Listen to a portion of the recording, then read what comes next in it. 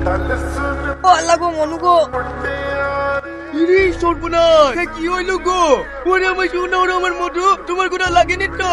আমার সোনার এখানে একটু আলসে কিসে লাগছে? ও আল্লাহ গো, আমার আর কি হইলো? এই ছোড়া তুই যাকে চাপা দিছি তার কি হয়েছে না দেখে তুই গাড়ি লিবেস তুই? ও তো লটপট করছে, আমার গাড়ি যদি বেশি কিছু হইতুক না, ওকে লাফটি বুঝে ফেল তুই। এ আবার কি লোক রে, মানুষের দিকে তোমার কাছে আবার গাড়ির দাম বেশি নাকি? হ্যাঁ, আমার কাছে গাড়ির দামে বেশি। তোমার যদি ডর লাগে তুমি কি চলো না, আমাকে আবার এসে জ্ঞান দিতে।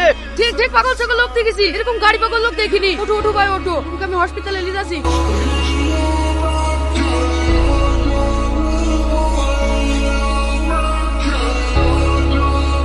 ওগো আমি গরমে টিকতে পারছি নি, আর তুমি ফ্যানের গাড়ি খাওয়াছো? বাড়িতে ঘরে বসে বসে তোর গরম লাগছে।